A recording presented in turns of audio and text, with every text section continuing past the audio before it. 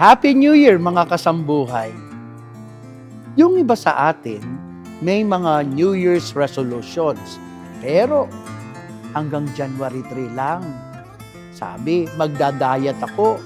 Pero pagdating ng handaan, next year na lang uli. Aray ko, look who's talking.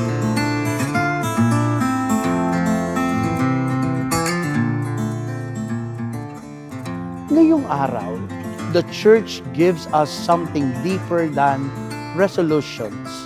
We celebrate the solemnity of Mary, Mother of God. At saktong-sakto ito sa pagsisimula ng bagong taon. Sa halip na listahan ng resolutions, bibigyan ko kayo ng acronym for the new year. New. N-E-W. New. N. Now is the time to trust God. Hindi bukas.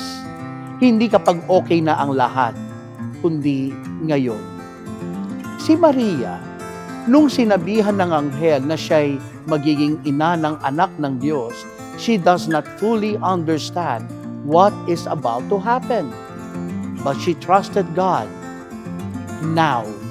As in now. Hindi next week, hindi yung pag-iisipan ko pa muna.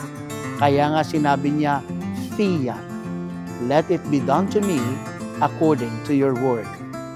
Mga kapatid, habang nagsisimula ang bagong taon, may mga tanong tayo. Lord, magiging okay ba ang pamilya ko? May trabaho pa ba ako? Gagaling pa ba ako? Ang sagot ng Diyos ngayon ay hindi laging paliwanag, kundi presence. And Mary teaches us to trust God now dahil alam niyang God is with us. E. Embrace God's grace every day. I am sure nagkaroon din ng mga problema si Maria. Umiyak, nalito at nangamba. But amidst of all this, she was full of grace because she allowed God to work in her life. Minsan kasi iniisip natin, hindi pa ako ready, Lord. Good news! Grace is not a reward for the perfect. It is a gift for the willing.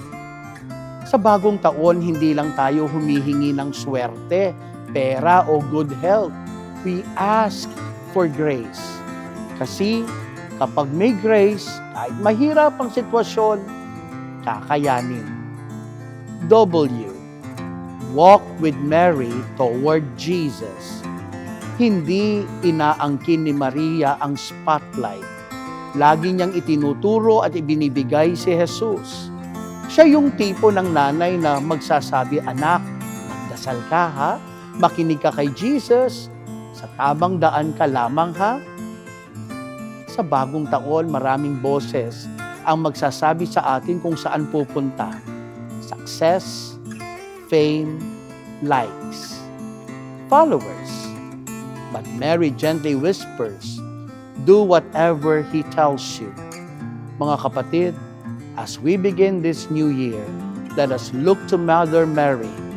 Hindi siya lang nanay ni Jesus. She is also our mother. With Mary, let us make this new year truly new. At sa ganitong paraan, ang bagong taon ay hindi lang pagbabago ng kalendaryo, kundi pagbabago ng puso. Amen. Ako po muli si Father Ramil D. Tapang SSP ng Hello, Halo, Amen.